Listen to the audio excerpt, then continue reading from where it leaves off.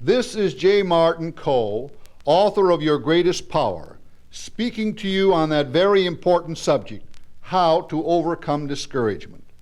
You will hear 10 very vital factors in dealing with discouragement. Everyone at some time or other becomes discouraged. The greatest names in history have found themselves discouraged from time to time. In fact, Professor James, who was one of America's greatest psychologists, was so discouraged at one time that he threatened to end it all. Therefore, it is a good idea to say to yourself that everyone gets discouraged from time to time. So the real problem is not that we get discouraged, but that we know how to deal with discouragement. Some time ago, there was a story told about the devil who was being punished. The court said to the devil, "Do you have anything to say before we pronounce judgment?" The devil said, "Yes. I know that you are going to take away all of my powers, but please, I beg of you, leave me with one. Leave me with the power of discouragement. I know then that I can defeat any man." Although this is just a story, it is easy to understand how important discouragement is. Therefore, let us now proceed to defeat this one factor which is a problem to every living person. The first and most discouraging factor in life is the answer to the problem, what are we living for? Some time ago I saw a television program in which this very question was asked. The man who asked the question was so depressed that he gave up his job and refused to work until he found out what we are here for. One day this man was walking down the street, stopped in front of a pet shop, and noticed in the window a small turnstile with a white mouse running around it. The man stopped to observe the action of the mouse. When the owner of the store came out and said, "That is the way we are," the man in the story went home. Now he was really discouraged. To think that man is an animal? But my dear friends, there is all the difference in the world between an animal and a person. The individual, first of all, has a mind. Because he has a mind, he is able to think. This the animal cannot do. Because man is able to think he has a future, the animal has no future. The reason, therefore, that we are here on this earth is to grow. You know how you'll feel when you see your bank book growing. You know how you'll feel when your bank book is not growing. However, there are so many ways to grow, not only financially, but mentally, spiritually, in being of service to your community, to your churches, and to your fellow men. Keep growing. Keep developing yourself, and life will be interesting, worthwhile, and will destroy discouragement in many, many directions. The second great discouragement in life is the fact that someone is constantly holding us back. We are constantly being reminded by friends and relatives to let well enough alone. The very common expression is, "Be yourself." How many times in the years gone by have you been told to be yourself? Almost every time you want to do something, the least bit out of the ordinary, or almost every time you desire to have something greater or bigger than it appears you can handle, immediately someone is quick to cry, "Oh, be yourself." Before long, this being yourself becomes a discouraging problem. Fear sets in. Worry takes over the mentality of the individual. Discouragement follows, and the individual becomes a defeated personality. We suggest that at all times make up your mind to be your better self. Always ask the question, am I being my better self? If you will continue to remind yourself to follow the guide of your being your better self, you will find things begin to come your way. You will find yourself growing stronger, more capable. You will find yourself undertaking many projects which you have hesitated about before. Instead of being discouraged, you will find yourself with a new wave of courage. You will find yourself with more confidence, with a greater ambition than ever before to accomplish that in life which means so much to you. Whenever you look in the mirror, keep reminding yourself that you want to be your better self. Keep telling yourself that it is important. Do it every day. Remind yourself constantly of the importance of being your better self. The third factor in dealing with discouragement is that of fear. So many people are filled with fear. Some have become so fearful that their entire life seems to be surrounded by the cloud of being afraid. It was Franklin Delano Roosevelt who said, "The only thing that we have to be afraid of is fear itself." What causes fear? Did you ever ask yourself? Robinson, in his book The Mind in the Making, tells us that fear is caused by ignorance and uncertainty. Simplified and breaking these words down, what do we have? Ignorance simply means not knowing. Uncertainty simply means not being sure. In other words, fear means not knowing and not being sure. Therefore, it is important to say to yourself, not that I am afraid, but there is something that I do not know and something that I am not sure of. It is perfectly possible in almost every situation to find out what there is that you do not know and are not sure of. Through books, through the use of libraries, through professional advice, you can eliminate the problem of not knowing and not being sure. Once you begin to deal with fear, by this method you have just heard, you will no longer worry about this fear, and in its place will be the right kind of thinking to eliminate fear. How can we be so sure that we can eliminate fear? Many years ago, they tried to find out how many or what fears a child is born with. After experimenting with 500 babies, testing the babies in every conceivable fashion, they found out that we are born with only 2 natural fears: the fear of falling and the fear of a loud sound. They tried to scare these babies in every conceivable fashion, but the babies would respond in no way whatsoever except in the fear of falling and the fear of a loud sound. It is a definite fact that man is born with these 2 fears, and that is all. All other fears are man-made. If we made these fears, man can, through the same process of thinking, eliminate these fears. It is important, therefore, at all times to remind yourself of these 2 natural fears and stop making more fears for yourself. Once you do this, you will become less discouraged and more confident. The 4th discouraging factor in all of our lives is one that has slipped by us and succeeded in making our lives very miserable. This is the element of trying. You try to think of someone's name as familiar as your own, and the more you try to think of it, the more it gets away from you.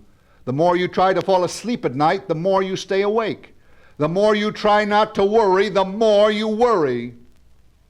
This problem becomes most discouraging, and most people do not know what to do about it. If the trying principle would work, everybody in the United States would be rich, successful, and happy, because almost everybody in the United States is trying to be successful, rich, and happy. But it hasn't worked. After you have listened to this record once, take a piece of paper. Put 3 numbers on it right underneath each other. Sign your name under 1 as you always do. Then sign under number 2 the way you always do. You will notice that both signatures are enough alike so that if they were placed on 2 different checks, they would be accepted. Now, next to number 3, try very hard to sign your name. Make an effort to copy it just the way number 2 is. Make every single little letter exactly the same and write very slowly. You will then notice that signature number 3 would not pass for your signature. In other words, you cannot even sign your own name when you try too hard. It's the trying to sing that causes so much poor singing. It's the trying to talk that causes so much poor speaking. It's the trying to succeed that causes so many failures. Unfortunately, trying is not the answer. Then naturally you say, Mr. Kohe, what is the answer? The answer, my dear friends, is the RMA. The RMA will give you the success you want. It's the RMA that will help you accomplish the things that you want in life. What is the RMA? It means the right mental attitude. If you will have the right mental attitude in your work, you will find yourself succeeding in your work. If you will have the right mental attitude about money, you will find yourself attracting money. You know the old saying, money goes to money. Why? Because the man who is thinking right about money attracts money to himself. But the person who says he will never have any money, that he is one of God's blessed poor, that money is evil, this man will never attract money to himself. In fact, nothing in the world will help him attract money to himself unless he gets the right mental attitude. The starting point of success in any undertaking is the right mental attitude. As we go through life, we must constantly be aware of a very important factor. I am sure as long as we live in this great country, we will have everything we need. What does a person need? 3 meals a day, a place to sleep, clothes on his back, and a quarter in his pocket. We may not have everything we want, but that is also good, because once we have everything we want, we have no further desire to live. But most of our unhappiness and dissatisfaction in living comes from not having everything we want. If we will remind ourselves daily that we do have everything we need, then we can relax and go on getting the things we want. But if we constantly aggravate ourselves because we are not getting the things we want, then life really becomes discouraging. We must remind ourselves constantly, many times a day, that we have everything we need. How does one achieve this right mental attitude? First, by changing his thinking. Second, by reading books that will help him think effectively, through courses of training that are offered, by listening to this record over and over again until he gets the feel that things are beginning to come his way. The fifth discouraging factor in one's life comes about when one is unable to grasp things easily and as quickly as other people. The first conclusion that a person comes to under these circumstances is he feels that somewhere along the line he does not have the brains. This is a common problem. It happened to me. When I was a boy in school, I had a lot of trouble.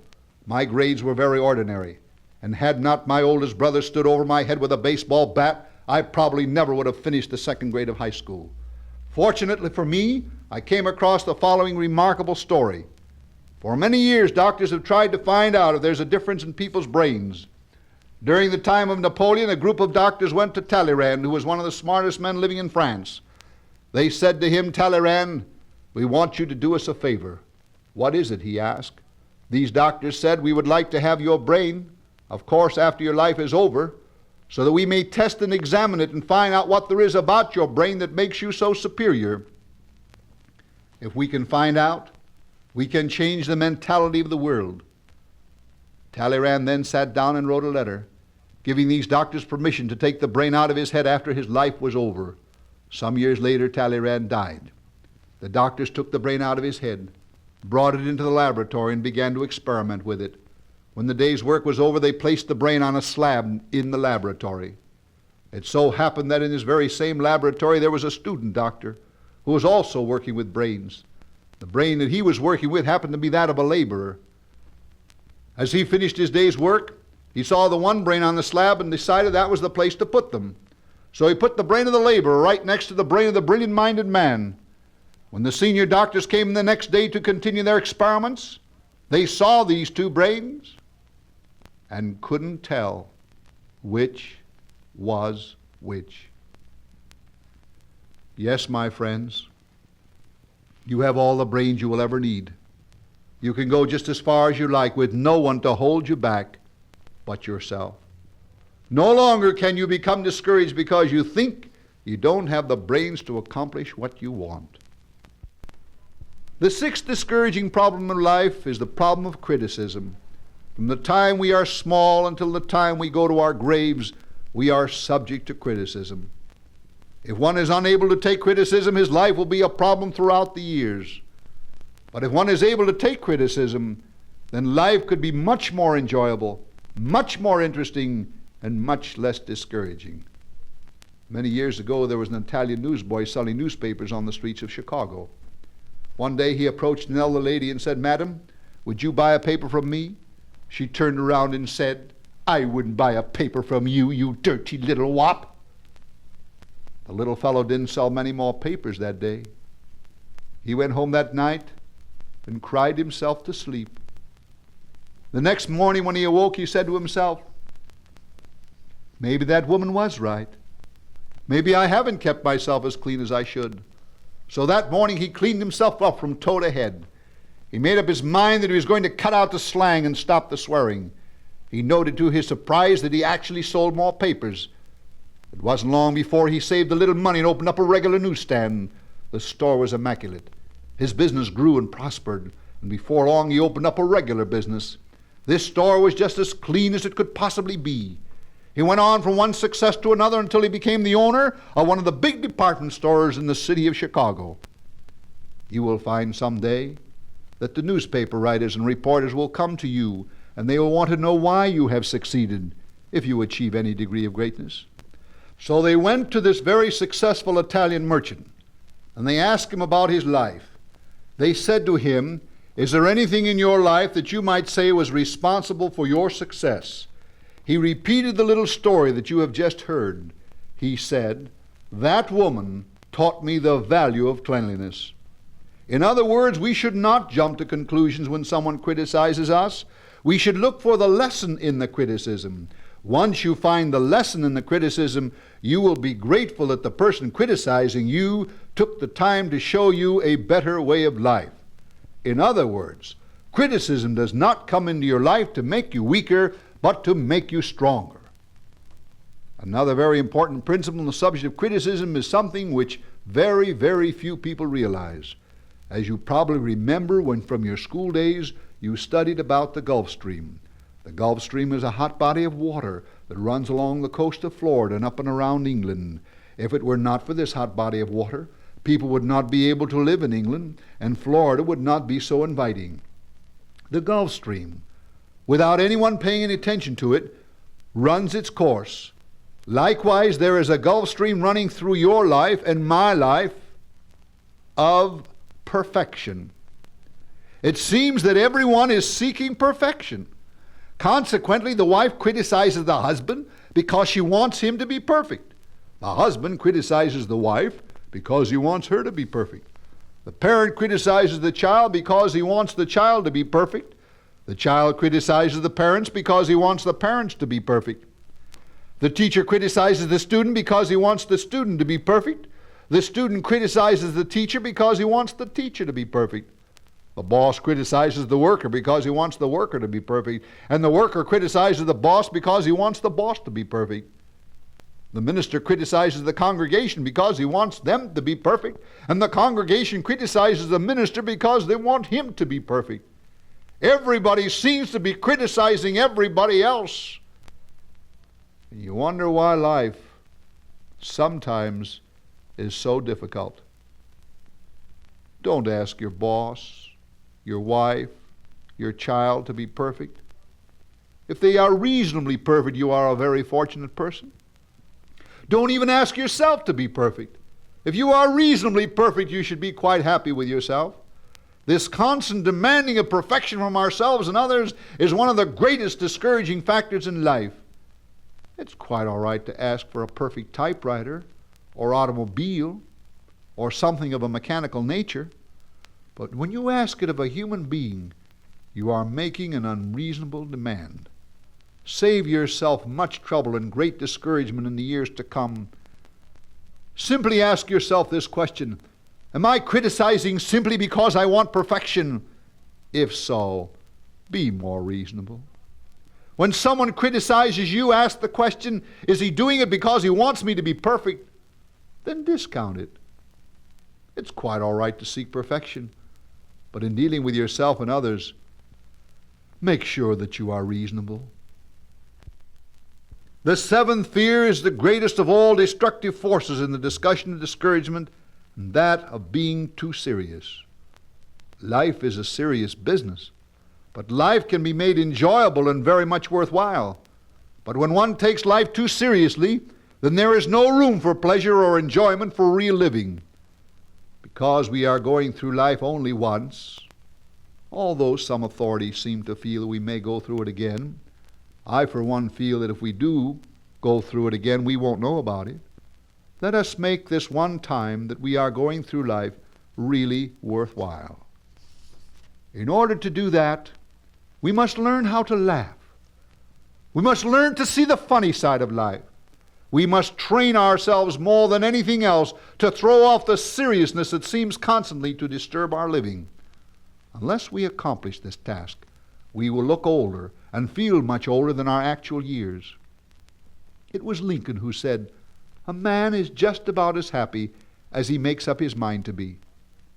Contrary to general belief, we do not find happiness, we earn it. We earn it by constantly watching our thinking. One man who has achieved much throughout his life is Winston Churchill. When he was asked the question, "How do you keep yourself calm with all that you have to do?" he replied, "I think of only one thing at a time." That is the monumental key to the right mental attitude. If you realize that you can think of only one thing at a time, then by thinking of something pleasant, you keep yourself pleasant. By thinking of something cheerful, you keep yourself cheerful. By thinking of something unhappy, you make yourself unhappy. And if you think of something discouraging, of course, you will find yourself discouraged. Does this sound too simple? Of course it does. But it works. And you will find so many of these suggestions and ideas that we are presenting to you will work if you work them. Wherever possible, never take yourself or anyone else too seriously. This is one of the great destroyers of mankind and of our thinking. Be serious, but not too serious. Learn to laugh. You'll find that it will come easier with practice. It seems no matter what you do or how you do it, you cannot satisfy everybody. This is the 8th principle of dealing with discouragement. There is one way, however, that the great problem of human relations can be satisfactorily taken care of. In this great country, the Democrats and the Republicans differ strongly. We have religions of all sorts and kinds. We have so many differences of opinion, and yet we have a semblance of order, which is something to be proud of. Please stop thinking that it is wrong to disagree with others. If Columbus had not disagreed with the rest of the world when he did, we would not have had America when we did. If Edison had not disagreed with the rest of the world when he did, we wouldn't have had electric lights when we had them. There is nothing wrong with disagreement. But we must always bear in mind what a wise old sage said many years ago. If we must disagree, let us disagree without being disagreeable. Oh, if we could only learn this one great principle of life, to disagree without being disagreeable, we could avoid most of the very unhappy experiences that we have in dealing with people. This is especially true as people put on years. Too many people grow old, and with the growing old, grow more disagreeable. If we could only learn to grow in sweetness, in friendliness, in helpfulness, the passing years would not be so difficult. When we think of sweetness, we always associate it with childhood because we see so little of it in people of advanced years. If people would only learn to age instead of growing old, they could retain the sweetness of life and would not become so discouraged as they add years to their lives. A person should make up his mind to enjoy the 50s, 60s, the 70s, and the 80s. He can, if he will train himself. He can train himself to enjoy the later years in life as much as he did when he was much younger. A person in his 50s and the 60s now has lived long enough to be able to think so much better than a child of 12 or 14. It is important that we watch ourselves carefully so that we disagree without being disagreeable. When we can do that, we will never be alone. People will want us around. Children will have much greater respect for us. And more than anything else, we will have greater respect for ourselves.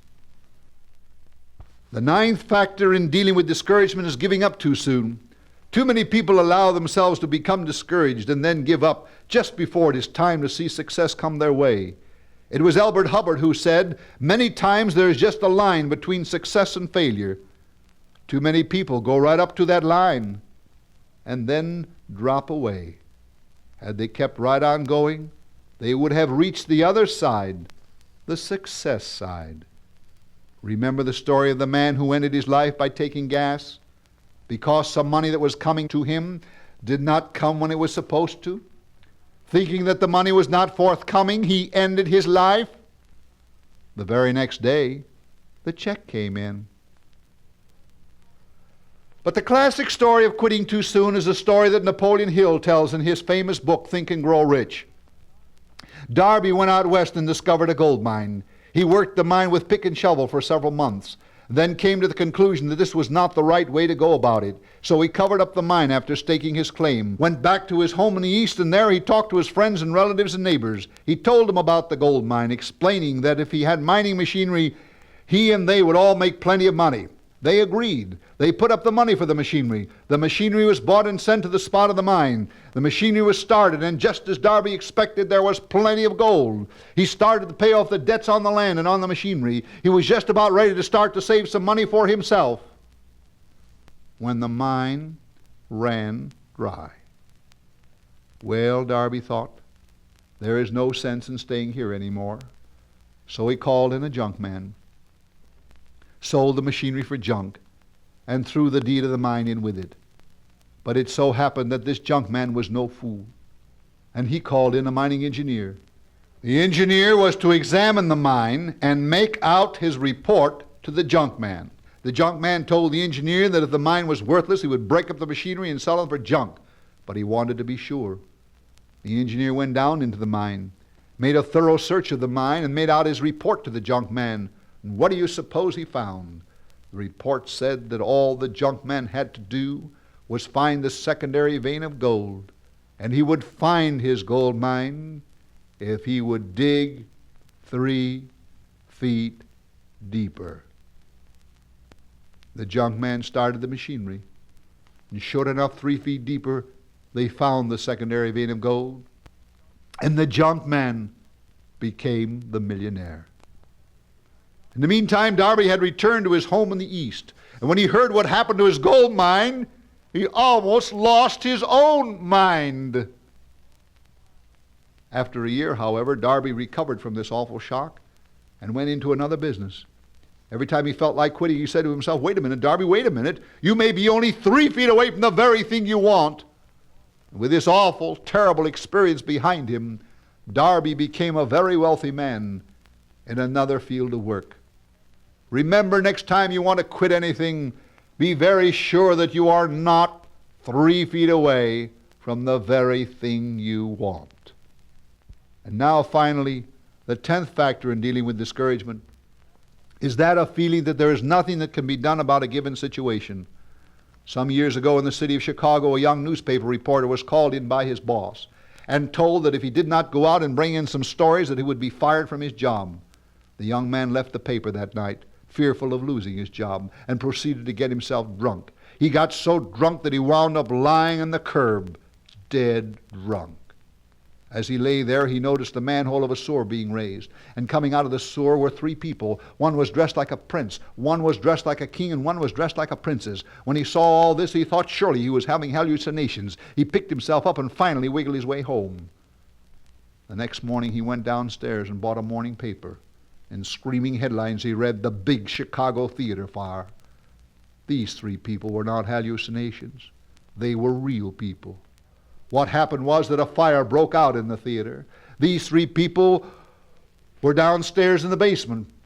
When they heard there was a fire in the theater proper, they opened the door and noticed that it led into the sewer. They continued in the sewer until they saw a manhole, then came up to the street through the manhole. I am sure that you see the point of this story. Just as those 3 people found a way out of that theater fire, so you will find there is always a way out of your trouble. If you keep yourself calm, you will find the right way out. If you let yourself get upset and excited, you will find the wrong way out. Yes, as awful and as destructive as discouragement can be, there is always a way out, a better way out, a better way of life, and a better mental attitude to make life worth the living. And now I would like to close with a classic story that tells so much to all of us. The story is told about 2 frogs. They were playing around a vat of cream. Before they realized what had happened, they both fell into the vat. One of the frogs, after swimming for a while, said, "This will never do. I'll never get out of this mess." So he sank to the bottom, and that was his end. The second frog said, "No. I'll keep swimming until I don't have an ounce of strength left." So he kept on swimming and swimming and swimming, and finally the vat of cream turned into a vat of butter. Then the second frog found himself sitting high and dry on top of the vat of butter. Yes, my friends, if we choose to keep on going, keep on swimming, keep on digging 3 feet deeper, we will win the struggle with discouragement. Once we do, life can be a grand and glorious venture.